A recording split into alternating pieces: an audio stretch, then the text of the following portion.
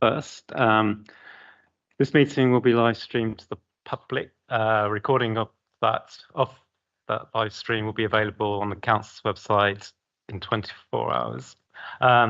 Remote participants joining using Teams, please use the hands up icon for questions and comments. Turn your camera and microphone on when speaking and off when finished. With members and officers, please remember to switch the microphone on when speaking and off when they have finished speaking. Speak directly into the microphone. Please switch off mobile phones or place in silent mode. Okay, before we start, let's go around the room and give everyone a chance to introduce themselves, starting Councillor Ahmed.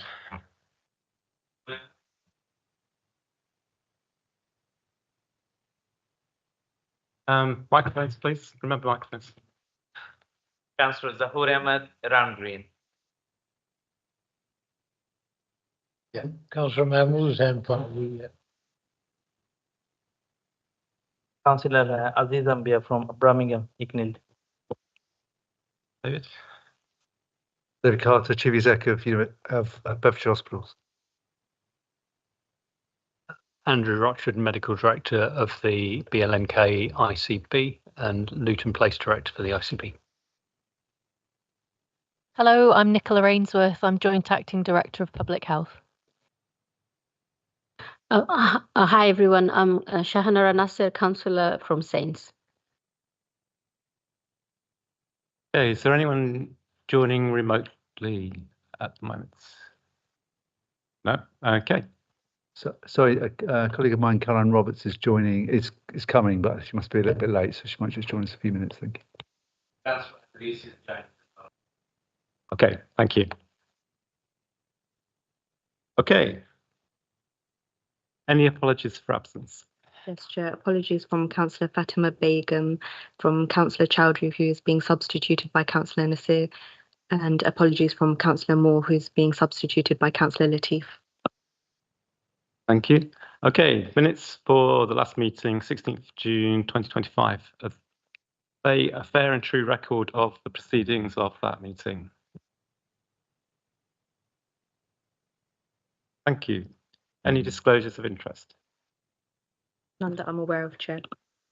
Any urgent business? None, Chair. References from committees or other bodies? Again, none, Chair. Okay, I have nothing to report on any issues that have arisen since the last meeting. Move on to the reports. I have a request that we take item 8 before item 7. Well, as my colleague's not here, perhaps I can. Okay. Yes, sure. Okay, let's take them in their printed order then. Item 7, improving resident experience of access to primary care in Luton. Andrew? Thank you very much, Chair. If I may, I'll take the paper as read, but highlight some salient points, if that would be acceptable. That would be fair. Yes, that'd be fine. As it's in 3 parts, would it be a good idea to take each part in turn and ask for questions after each part? Yeah, if that's okay. So the 3 parts being primary care access, community pharmacy, and MIDOS, a new digital opportunity. I'd also take the opportunity to update on some neighbourhood actions, if that's okay, that are not in the paper, but are related to all of the above.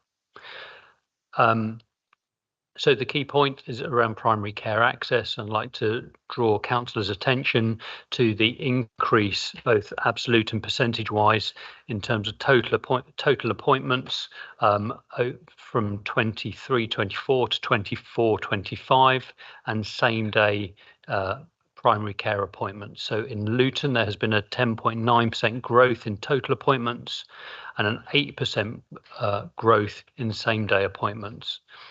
Of note, in real terms, that means that per month in 23 and 24, primary care was offering approximately 110,000 appointments last year, and now is offering over 120,000 appointments per month. I'd also like to draw or highlight a bit of information that is not in the report, but I would propose to include in future reports, Chair, if that would be acceptable, which is the number of appointments that are offered in primary care to clinicians who are not GPs. So these are other roles within primary care. So in 2023 and 24, 49% of appointments in primary care were with healthcare professionals other than GPs. And in 24 and 25, that rose to 53%. I will hold there and take some questions. Okay. Councillor Hussain? Got a couple of questions in terms of the access to the GP. I mean, from personal experience as well as the community in general, access to the GP, since the telephone is an average 30 to 45 minutes. Yeah. So even if you go online, you have done it such a long-winded thing that elderly people find it very difficult to go through the process. They give up after it's been. Yeah. So if you are trying to encourage people that are most vulnerable, who needs to have this prevention, early prevention, is that to get that system, I can tell you myself, example, 4 o'clock in the morning, I'm a heart patient, yeah, and I couldn't, wait. And that's not nothing to do with me. Actually, I tried. I had to ring 111 for them to get a GP to ring me. This is based on public resources. Absolutely. 111 is out of our land. Otherwise, making a phone call, doing it online, a similar thing to a very serious person with a serious illness, a colleague of mine here, tried for 3 days, couldn't, went to the chemist, and chemist said, you need urgent GP appointment. This is generally the case in majority of the people I have in, and I'm talking just in, not in Farley, but around the town. It is time for you really is to get that right. For every time I hear different reason why it can't be done. When is it going to be, can be done? Councillor, thank you very much for those comments. They mirror feedback that we receive from residents elsewhere. Just to highlight, the data that I presented was actual appointments rather than the journey to get to that appointment. I would suggest, Chair, we have recently received the feedback from the National GP Survey. We're just processing those results, and I was going to propose separately that we bring those results for more detail of patient experience accessing primary care for Luton residents. The paper highlights what is called a modern GP practice model, and there's a schematic in there that helps explain how patients get into the system. But Councillor, you're quite right. Experience and feedback from residents is actually it's not working effectively, and we are looking at that and wishing to improve. So we'd like to work with you on that. But I totally accept the points that you raise. Each one of us want, and generally, is people not to turn up at A&E, because even then they would go there, and that's another 17, 20 hours. If it is not that serious that they are literally about to be, in collapse completely. So I think we need to be. Pharmacies are great, yeah, but they are for very, very minor. Otherwise, you go to the pharmacist, right? And I've tried that myself and others that experience that they have not found that. I know we got a pharmacy bit coming on at later stage, but I just, would like to bring that to your attention, because they are not really, they only want to deal with a very basic and don't want to know any further than that, because they're afraid they might give you medication that's not going to be in your patient's best interest. So I think we need to get those two sections right if we are going to improve care and avoid people going up to the hospital.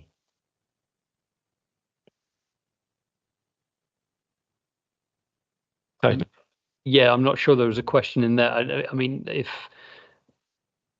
I both agree and respectfully disagree a little bit. So one of the key things is that pharmacy first is appropriate for a large number of the population, and there are tools and ways of doing that. And in the paper, you'll see that over the last 12 months, the pharmacy first offered 133 consultations, and that they've all been appropriate.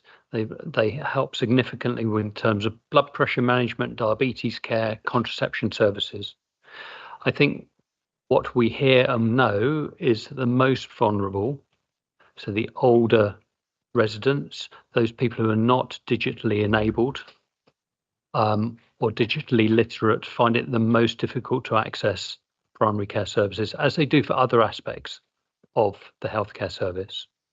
And we recognise that, and what we are trying to do is work with council members and the public to improve that.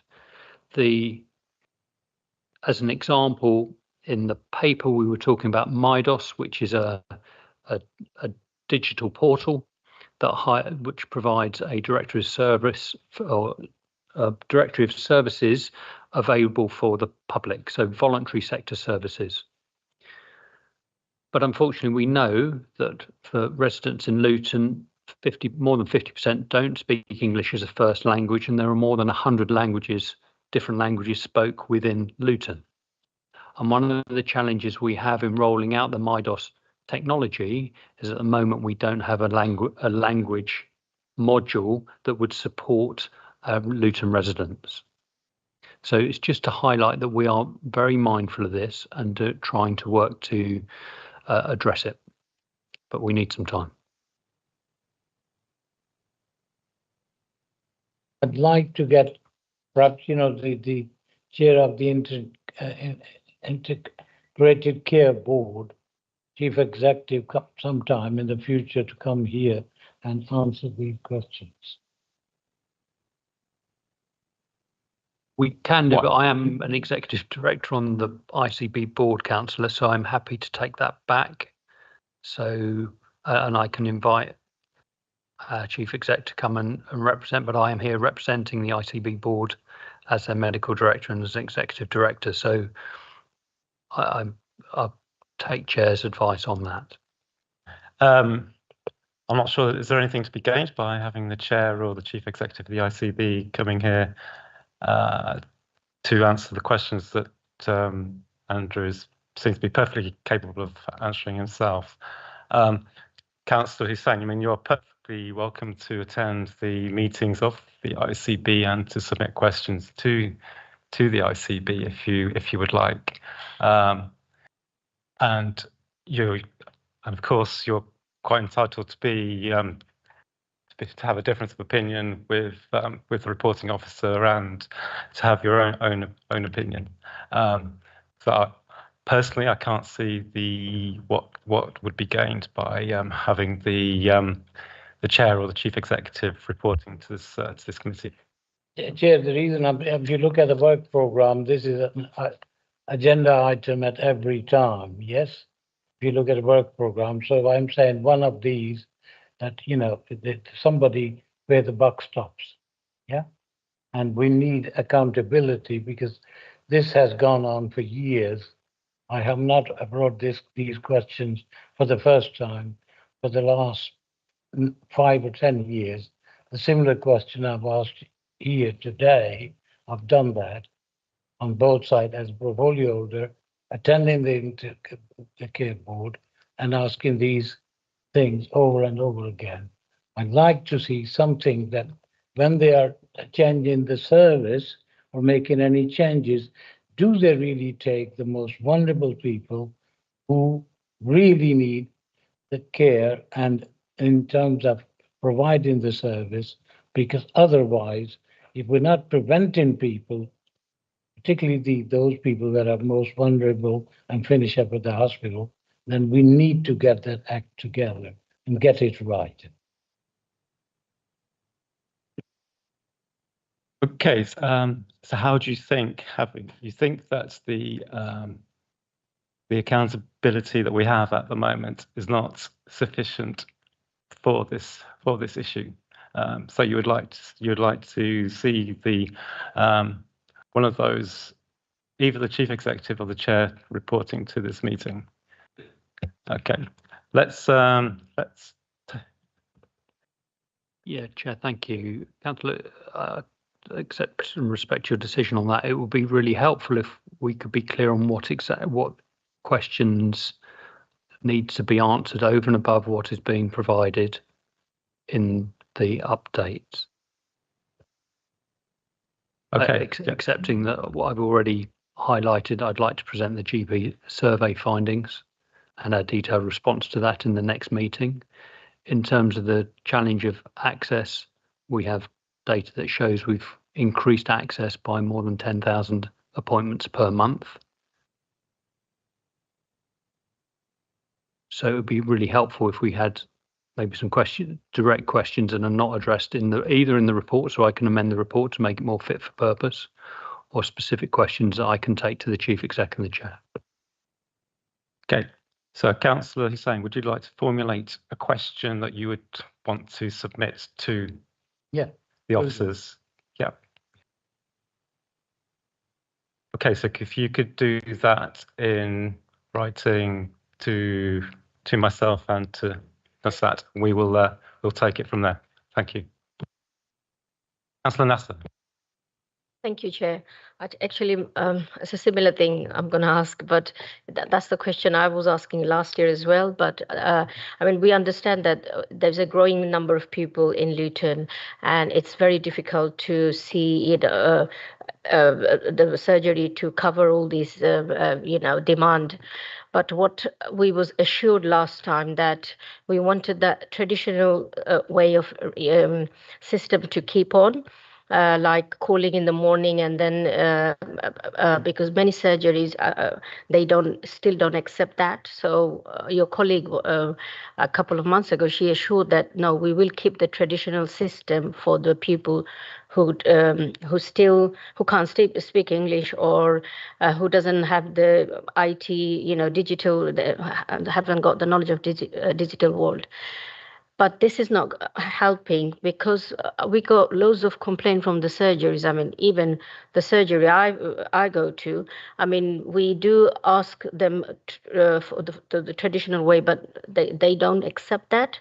So sometimes resident has to walk through this into the surgery, even have that disability.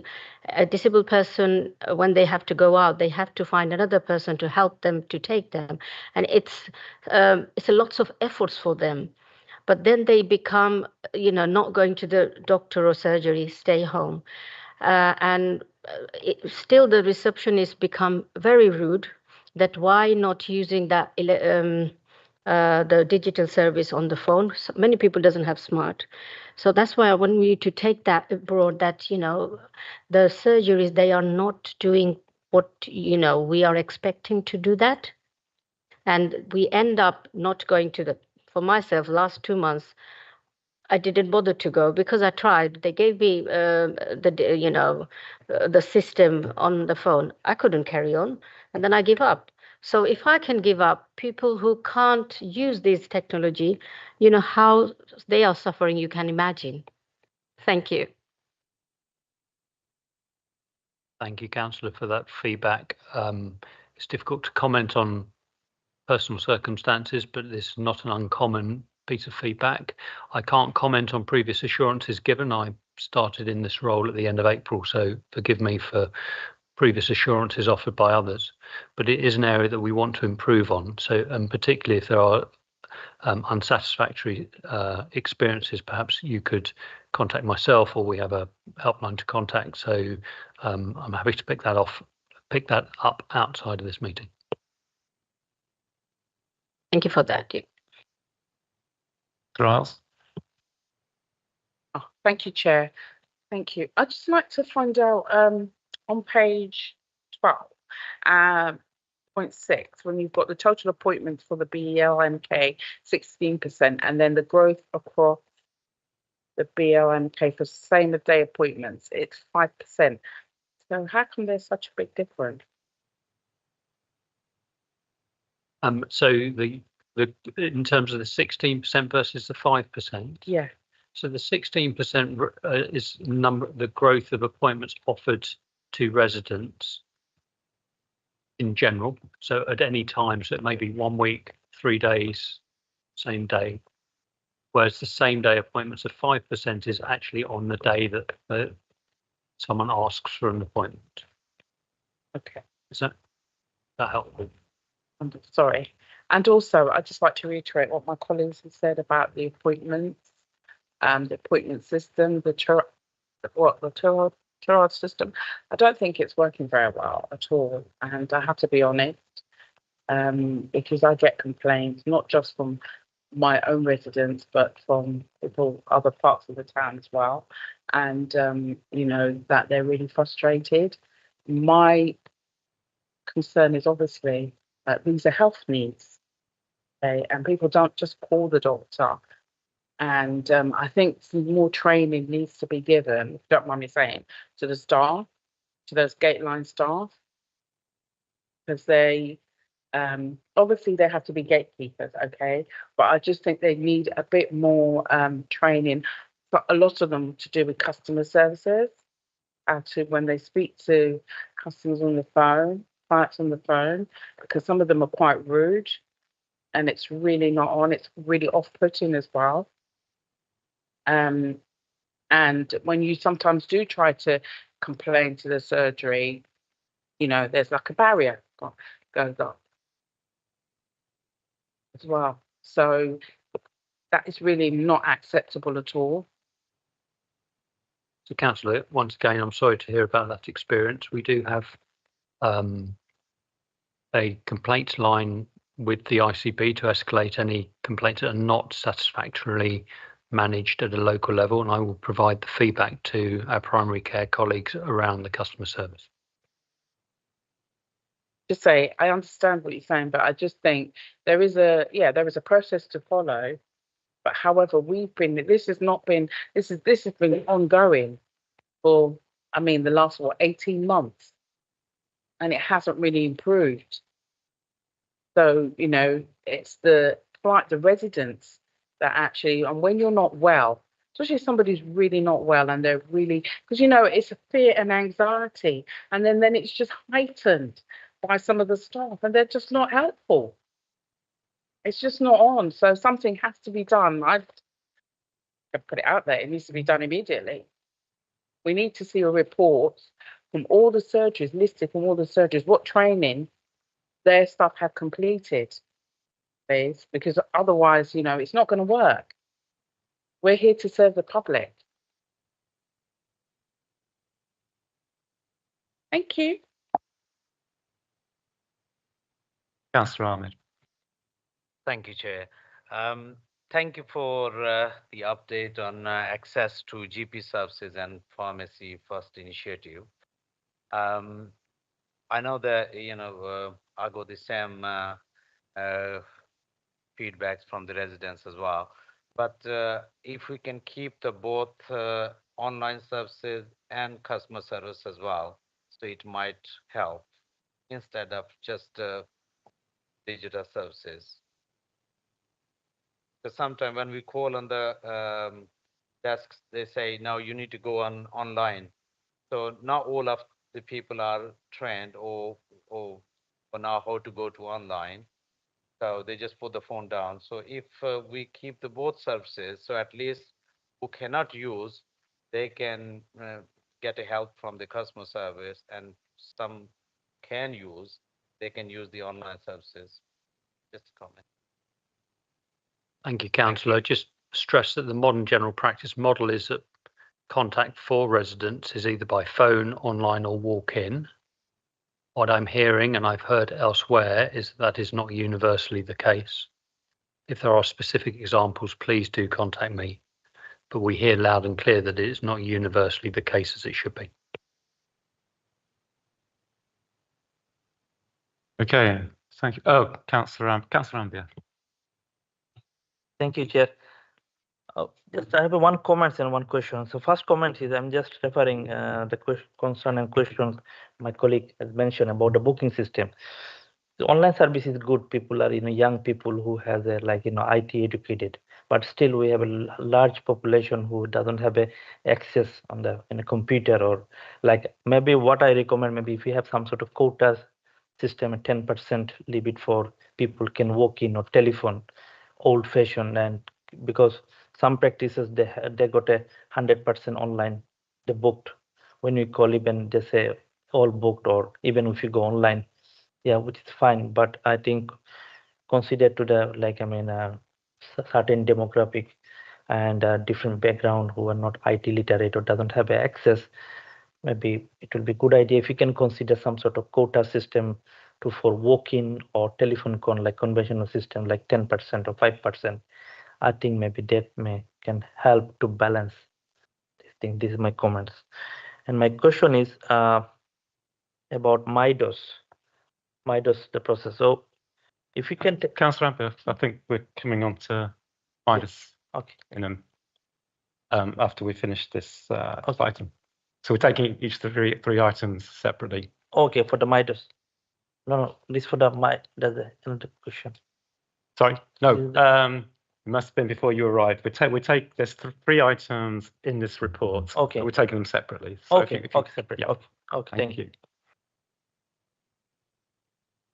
Okay, so there's obviously a lot of frustration for elected members with the way that GP access is working at the moment. So Andrew, you mentioned the results of the national survey. So perhaps when you come back and report on the results of that, you can also have answers to some of the questions that particularly Councillor Hussain has raised about the vulnerable people who are not digitally enabled, how they are accessing the system and the problems that they're having accessing the systems, and what the ICB is doing to tackle those issues.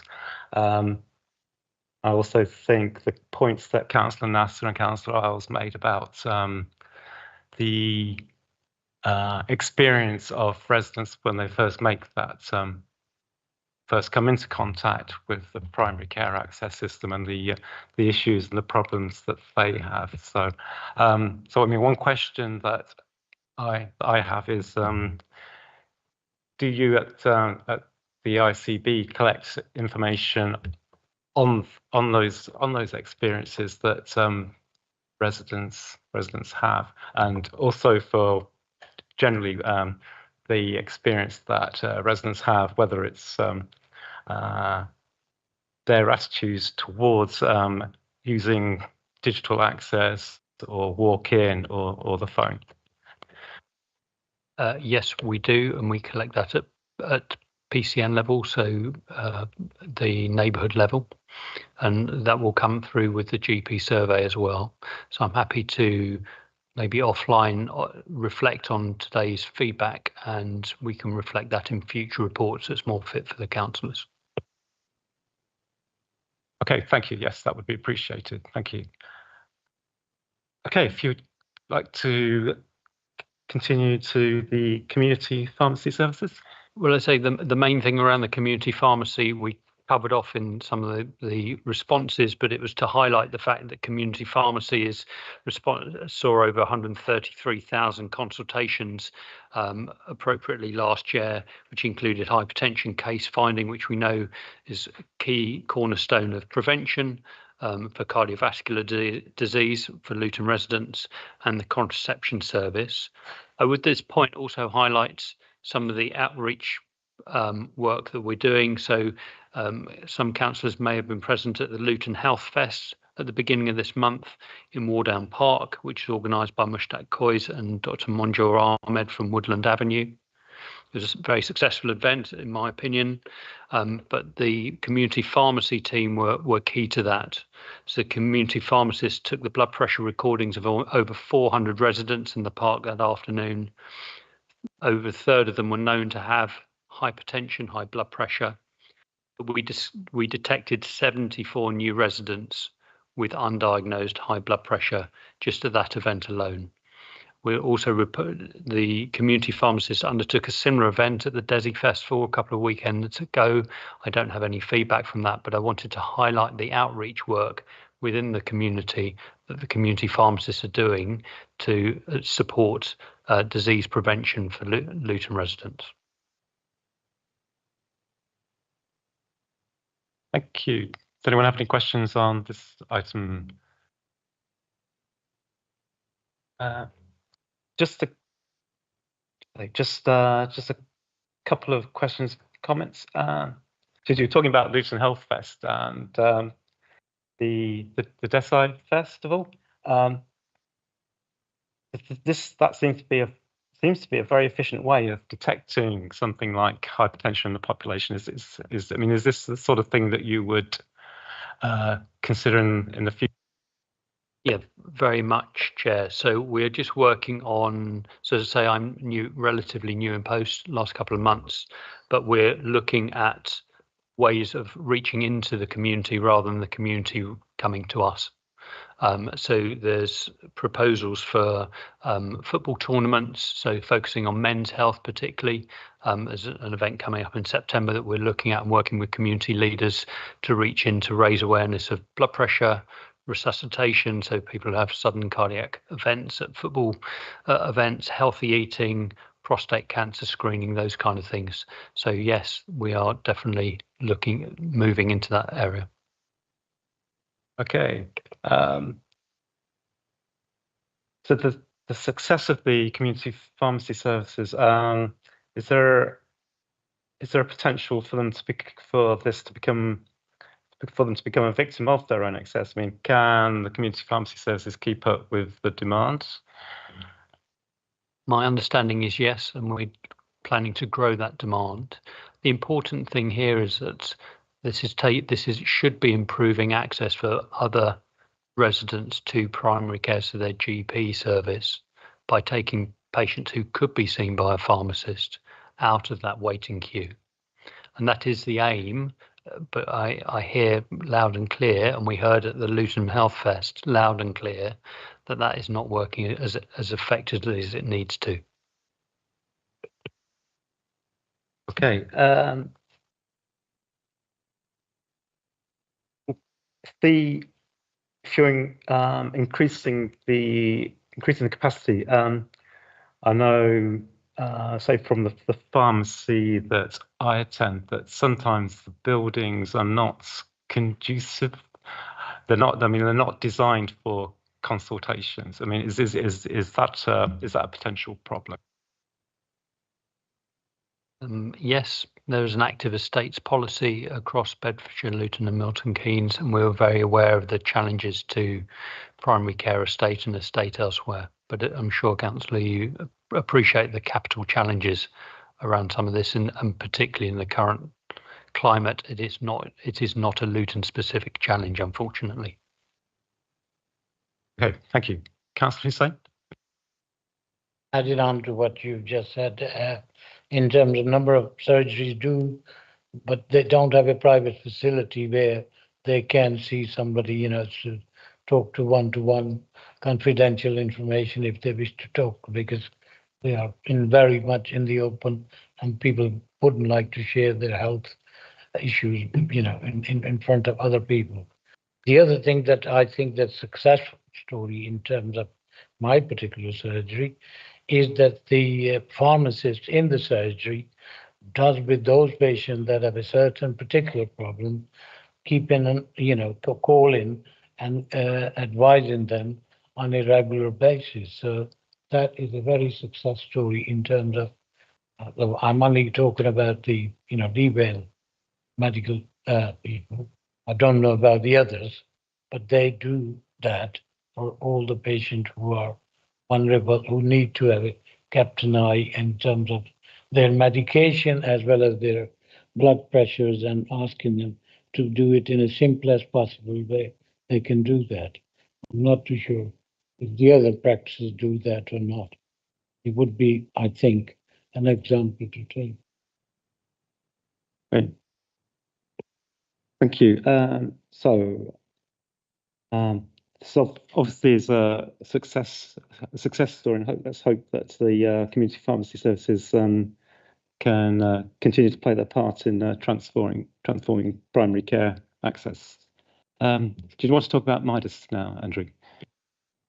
Thank you, Chair. I mean, this is the digital directory of services that's planned to be rolled out to all residents in Bedfordshire, Luton and Milton Keynes from October this year, which will help support them to find the services, help and guidance from charitable sectors, public sectors, as they need it.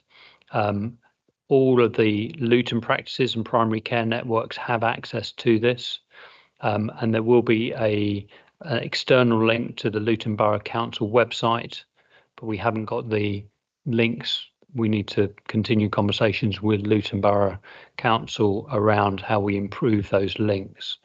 And there is a plan to integrate the service directory from Luton Borough Council with MIDOS. I've already alluded to the language challenge within Luton, and we haven't at this point secured a language module that is fit for purpose, and so that is a risk to delivery within Luton. It's also important because the platform itself relies on feedback from users, so it's kind of socially engineers itself, as it were. And if people can't access it, then we're only going to get feedback, and it's going to design the people who can access it, but exclude further those who can't.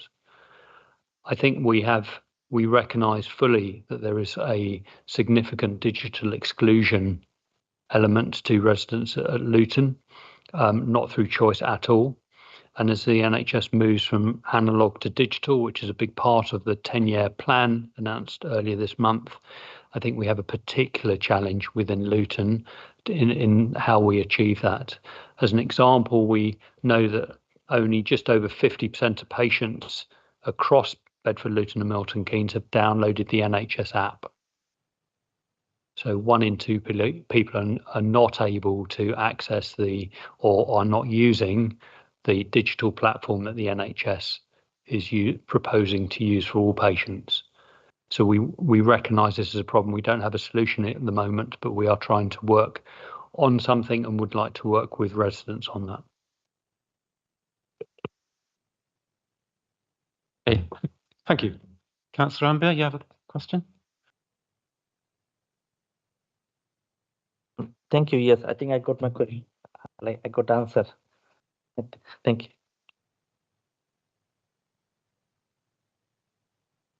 Else have a question? Okay, got a few questions. So this it's an information exchange system. So just, for example, does this mean that patient records will be available to be updated by the relevant professionals, and will other professionals be able to access those updated records in real time or near real time? I think so, but I'd have to come back on you on the detail. Forgive me. Because it just seems like that.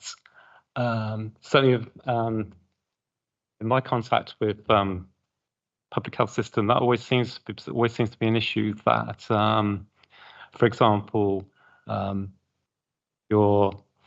hospital will have the results of your blood test, but your GP won't have access to those results for for a number of days or a number of weeks, and it's not put onto the system for the resident to access in the same time scale. So that just seems like that would be a very useful part of this. Yeah, I think I totally agree, and that is feedback we have elsewhere. It's not a Luton-based issue either. Some of it comes from the apps used by certain PCNs that are proprietary rather than national. And one of the challenges is that it works very well for those PCNs, but not across the board, and doesn't necessarily link with colleagues in secondary care. So blood tests that are ordered in the hospital don't always interface with those. There is an ambition within the 10-year plan to align that, but we recognise that is a major challenge.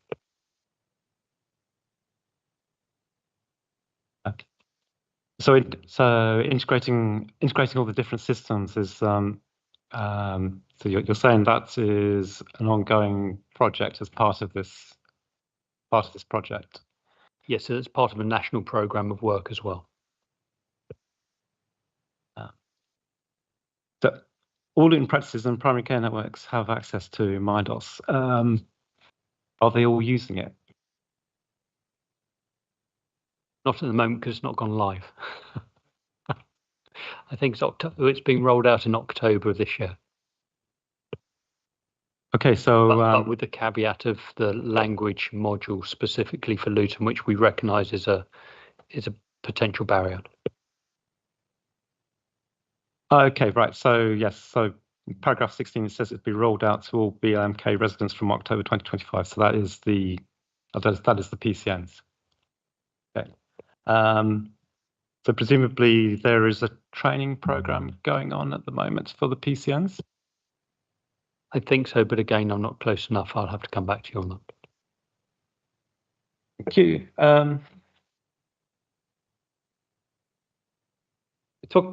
Talking about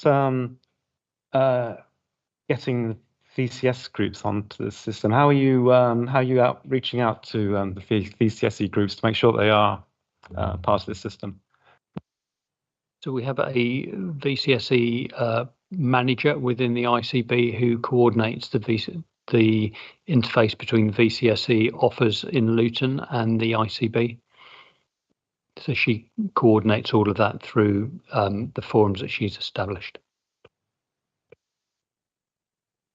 Okay, if no one else has any questions, yep, I think we look forward to this going live. I guess anything that makes the exchange of health information between professionals and gives more information to the public has to be a good thing. Okay. Thank you very much, Andrew. Thank you. Moving on to item number 8, Community Diagnostic Centre serving Luton and South Bedfordshire. David. So before we start, David, on the last paragraph in italics, it says we would appreciate a response from the HOSC that we can include in that notification on their view on our plans. Is that a reference to this committee? Yes, it is. Okay. Okay. Okay. Yes. I'll take the paper as read, but perhaps if I just highlight a few salient points from this. So this is a really exciting development, and obviously we're here to update you on our plans for developing what's called a CDC, which is a Community Diagnostic Centre on the University of Bedfordshire campus. And this is part of a national programme of funding, which we have been allocated 25 million. It's 27.5 million capital development, and that will see us use one of the university's underutilised teaching buildings to create a dedicated CDC, and we plan to open that in 2027. And so not only providing those healthcare facilities, but also it's a really great partnership that we've established with the University of Bedfordshire, and I think there are mutual benefits from us having a clinical facility right in the heart of the education facility, and I think that will help in the university in terms of their own recruitment, but also I think just is a partnership which has a lot of synergy. So the CDC will offer a sort of range of diagnostic services, and that includes endoscopy, CT scanning, and DEXA scanning, and that is crucial for a number of different pathways, including respiratory, cardiology, liver, and cancer diagnostics. So that allows us to get better early detection. One of the key features of this, and this is something that we've not done before as a hospital, is to separate the emergency work and the elective work. So on the hospital side at the moment, where we do diagnostics, that has some advantages. In fact, it allows us to use our very expensive kit in a way that's quite flexible. But actually, the philosophy now nationally is that you try and separate those things, because our emergency work can be quite unpredictable and can disturb some of that more planned work. So this separates them, and that has been the national policy, which is why they want to have CDCs not on the hospital site. And we're building one currently in Bedford on our North Wing site, and this will complement that down in the south of our patch. So it will be a dedicated facility, and actually allow us to really concentrate on that elective work. I think one of the key things that we worry about is, particularly here in Luton, is some of that early detection. We know that we provide some great cancer services, for example, but actually we do have a problem around early detection. And so if we can get those, if we can detect and diagnose those conditions early, we know that we'll improve the outcomes for this community. So this is a really, really important asset in relation to allowing us to do that much more effectively. And just sort of finally, really, I think in terms of the the positioning of this, we did look at a number of different facilities. We're quite lucky in the north of our patch with Bedford, because we've got the Bedford North Wing, and so we're building our community diagnostic centre there on a site that we own, not on the hospital site, but on another site in Bedford. But obviously in Luton we don't have that, and so we've had to look around for a particular site. But we think we've come up with a brilliant solution here in terms of the University of Bedfordshire, right in the heart of the town. And in fact, one of the things that we hope to do in the future is to expand that. So we're talking to University of Bedfordshire about a potential second phase of this, which will allow us perhaps to expand that to other modalities such as MR, X-ray, ultrasound, and perhaps some of the physiology tests. So that would be really exciting as well. So that's where we are. Perhaps I could just hand over to my colleague Caroline Roberts, who could just update us on where exactly we are now in terms of the project. Good evening, everybody. So where we are at the moment is the University of Bedfordshire have started their enabling works to allow us to move into their what they call their C block building. Their enabling works comprise of changing some of their computer studies centres into another area of the building, which will then free up 2 floors for us on the C, what they call the C block. The C block, as it sits at the moment, sits on Church Street. It's next to the STEM building, so we'll be right on the main road. We are looking for we'll be extending slightly on the building to give us the additional plant that would be required to do that.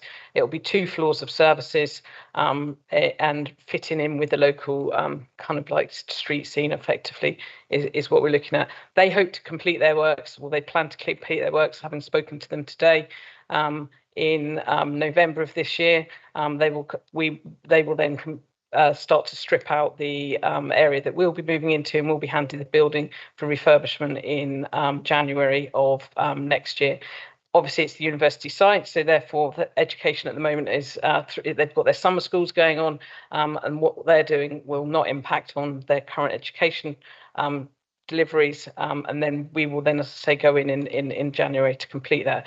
We are on plan to put in our planning tomorrow, so we'll be submitting our planning application for the external plant area that will be at the front of the building. Everything is on track as we planned so far. I'm happy to take any questions. Thank you. Councillor Hussain? Yeah. Yeah, first of all, thank you. I mean, that to me is probably one of the better news that I've heard so far, because one of the things when you go for anything in the hospital is trying to find a place. So where is it? And it's moved. It's over there. And when it comes to scanning, and you said, well, it's the B&Q car park. And I think, well, hang on a minute. Is that a new center for health or something? So, people get totally confused when and if these services are where there's easily public transport, that is what make more people access the service. And in terms of prevention, if people can be diagnosed early, then really and truly in terms of the problem we have in Luton, is most deprived area, life expectancy, whether it is in male or female, is not all that brilliant. Children, obesity, all those things would be a lot easier if it's accessed easy in one place rather than different place, even at the hospital.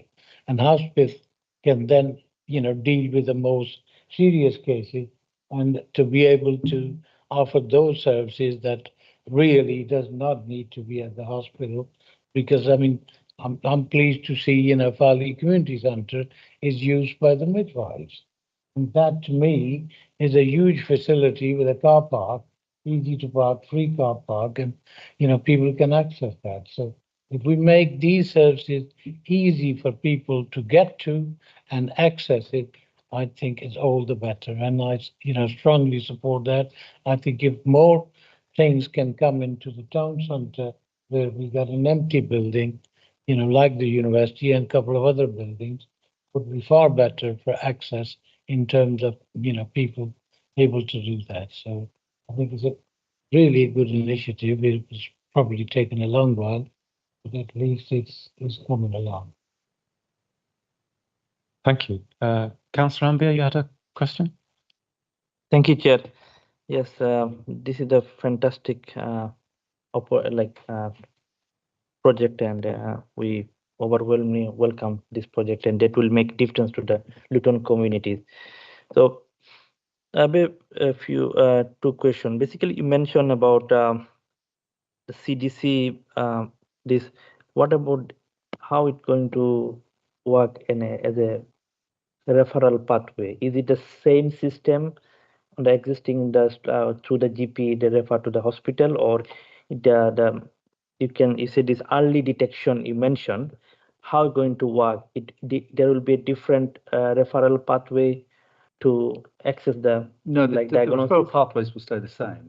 We have our established ways of referring in through to secondary care, but obviously the fact that we'll be so close to some of our practices will be important as well. Although we have to remember as well that obviously the hospital serves not just Luton but also parts of South Bedfordshire. So and this will service our whole catchment, but the pathways effectively will remain the same. We're not trying to change the pathways.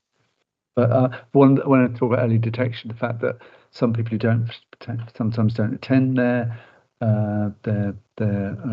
appointments or find it difficult to find transport, so it's definitely more accessible for certain part of our catchment. But the pathways should be. We want to keep the same robust pathways that we have through our GPs. And follow-up question is: are you going to close your existing university, hospitals in-house setup, or it will be parallel? No. We're not planning to close our facilities. We are moving the DEXA scanning to this, but obviously we retain for example, our scanners on the Luton site, and so this provides us some additional capacity, and also we're keeping our endoscopy facilities.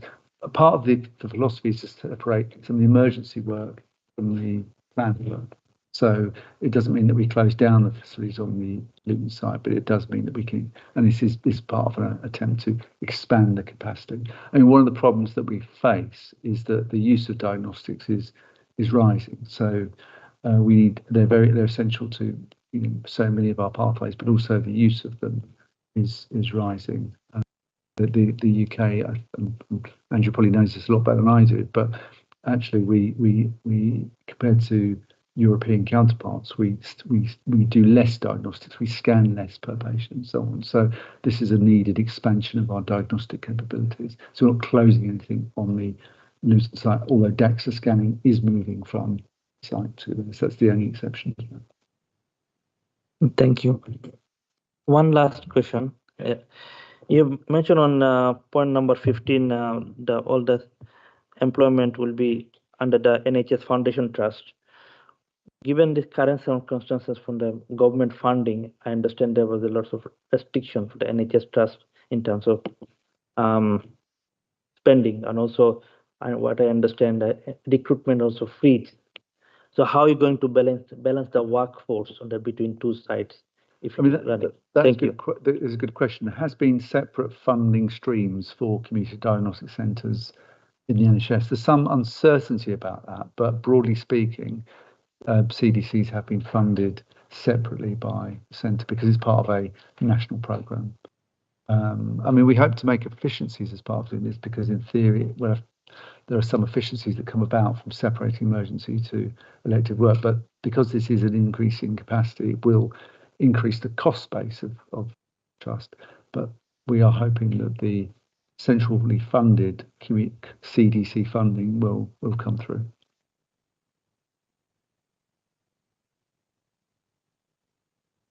Thank you, Chair. So obviously, like my colleagues, I welcome this initiative. I just want to see if you can run through the timeline. Now it says enabling works will start in January 2026, and section paragraph 20 says that you're going to do some engagement activities with patients as well. So when will they be, and then when will they be completed, and actually the site be operational? I know you're going to go through planning application. So realistically, where are we talking about? 2027, 2026? Yes, so we envisage the enabling works are being done by the university for the 2 floors that we're moving on to. We actually get physical building in January, where our building works will commence to put in the CT scanner, not the MRI, the endoscopy rooms. The programme of works is 1 year. We are envisaging that we will be completed in December 26 and open to patients in January 27. In relation to patient engagement, obviously we're here today. The next plan will be to start that engagement through the different groups. There has been some engagement with our endoscopy patients already. There's been a recent survey done with those, and I can't give you the detail because I don't know offhand. It's not my specialty. But effectively, yeah, we will start that general engagement now with being open with people, showing them what we're doing, showing them the drawing, showing the building, etc. And sorry, I made a mistake earlier. I said Church Street. I actually meant Park Street. The access will be off Park Street, which effectively gives us the you've got the point car park just to the right of the building, and then there's bus stops and taxi ranks all the way along there as well. So there is good access for patients to the building. Just to say, I think we did look for a lot of options for where this could go. Sorry, we did look at a lot of options for where this could go, and I think one of the benefits of this is that obviously the university is part of the system that we're operating, and rather than being a commercial landlord, our ability to work with them as a genuine partner has been really beneficial, and so I think that's really helping the programme speed up. I would worry, and certainly projects we've done before where we've got a commercial ladder, it's much more difficult, particularly for what can be high-tech equipment. There's electrical issues, there's all sorts of issues. So this programme at the moment is going really well, and I think that benefits from us having a genuine partner in the system to work with. Yes, thank you, Councillor T. I'll just follow up on that. So you mentioned the 27.5 capital investment. So is that just for the refurbishment? How about the money for any of the new kit or moving kit? Is that part of the 27? It is, right? Okay, thank you. Not the running costs, obviously, but the setup and all the kits included within that. Thank you. Councillor Hussain, then Councillor Ahmed. It's just come to my mind. You know, there are scanning, and that is in capability green. That's nothing to do with the NHS. In capability, that's nothing to do with us. Capability green, I think that must be a private facility. Yeah, GPs prefer that. Yeah, it's nothing to do with us, as far as I know. Unless the only things that we have is we obviously run the breast screening service, and that has scanners which go around from place to place. But I'm not aware that they go to capability green. That'd be the only thing. That's the scanners which move around supermarket car parks and so on. We run the breast screening service for Bedfordshire and Hertfordshire. Yeah. I'm going there day after tomorrow, and I'm wondering if there's anything. You know, it's very difficult to find the damn place. Even for me, that knows every part of Luton, and you know, God help other people to find this place. Yeah, I think this one will be easy to find. Yeah, it's right and bang in the middle. Councillor Ahmed? Thank you, Chair. Thank you, David. It's just how exactly will patient views will be captured during this planning and development stages? There be surveys, focus groups. So our plan is to actually have an open forum so people can come in, view the plans, and we can take questions and things from there. Then the other obviously our social media as well. People make comments through that, and really any forum that we can get it out there, we will get it out there.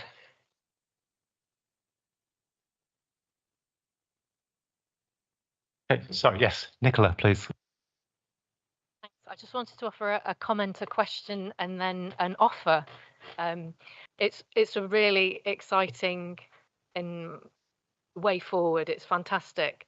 I'm really interested in what you said in point 11 about wanting to reduce health inequalities and improve intervention in underserved communities. So once it's up and running, I'm just wondering, will you be monitoring that in some way?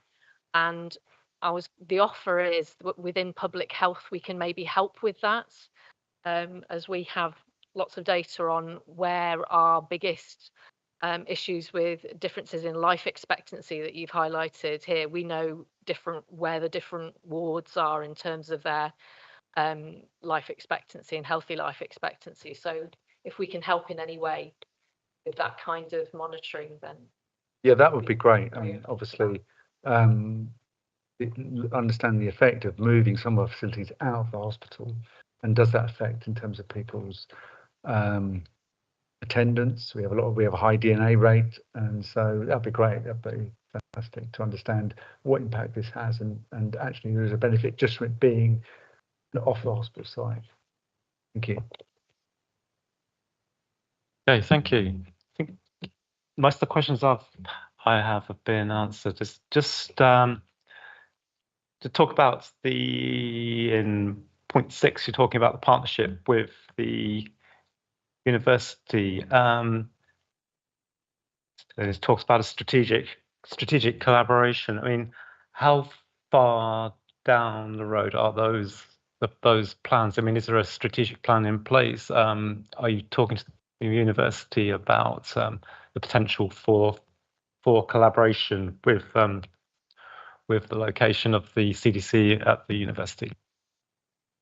Yeah, yes. In fact, the collaboration came about prior to this. That we set up a partnership board with the University of Bedfordshire. We've had that in place now probably for about 18 months. And in fact, we've got a memorandum of understanding about how we work together. And in fact, this development came about as part of that process of actually, we had a problem. We thought there was a win-win here. So that collaboration is in the relatively early days, but it's about 18 months old, and we're looking to additional ways that we might collaborate. So, for example, research is a good example of that, where we might collaborate. So this is one example, but it's a very early sort of win that's come from our collaboration with the University of Bedfordshire. We're both anchor institutions in our communities, and we want to support each other to be successful. So it is early days, but this is a really practical manifestation of the work that we've done together. Because I think before that, like a couple of years back, we didn't really know each other. We didn't have those links, but now we've got a properly established management board. We've got an officer who works jointly between the two on the initiatives as a sort of collaboration individual. And we are meeting as an executive to executive on a very regular quarterly basis now. So it's a really thriving partnership. So there's probably a question for Nicola. Is this something that the council's public health team would be interested in promoting, that sort of collaboration? Sorry, yes, absolutely. We're always wanting to promote collaborations. We work with the university quite a bit. We have a memorandum of understanding with them. So yes, anything we can do to help support that. Yeah. I think it's just a shame that we can't get the university's point of view on this at the moment. I mean, do we have any idea about presumably it's a positive attitude towards this whole process? Absolutely. I mean, but you have to remember we're more than just partners in the sense we provide placements for their students. So, and we hope this will increase the proportion of placements that we provide for them. We do provide placements for other universities, but it's in our interest to make our local university as successful as it possibly can be. I think that's in everyone's interest, particularly because those students then stay locally and work locally. So if we take placements from universities that are a long way from here, the chance of those individuals becoming a permanent part of our workforce is less. But if we take placements from our local university, then that's greater. So there's a win for this in everybody in terms of if we can increase the number of placements for the University of Bedfordshire, and also they're providing facilities for us. And I think it helps them for recruitment. The fact that you've got a real live clinical environment in the middle of their campus, I think is bound to be a selling point when students are looking to see where they want to go to university. But we have a very, obviously we provide a lot of placements for the university already. So they're very keen on it. We're very keen on it. It's more than just a transactional lease landlord tenant relationship. It's much more than that.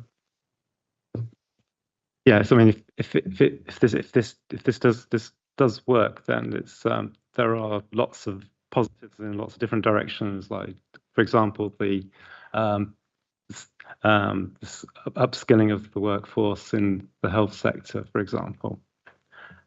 Councillor Hussain, you had a question or no? Okay, unless there's anything else. Thank you very much, David and Caroline. We're required to note the report. I think we will note the plans, so I think we can do that. Just one thing. You were talking about the patient engagement. Can we consider bringing a report to this, if you think it's worthwhile, bringing a report to this committee about the nature and of that patient engagement and the plans for that patient engagement? Okay, thank you. Okay, thanks very much. We go on to item 9, the draft work programme. If there's anything that anyone would like to see in the future work programme, then you know who to get in touch with. Seems to be quite a full programme for the rest of the year. I think if there's anything you would like to see that, anything else, please get in touch.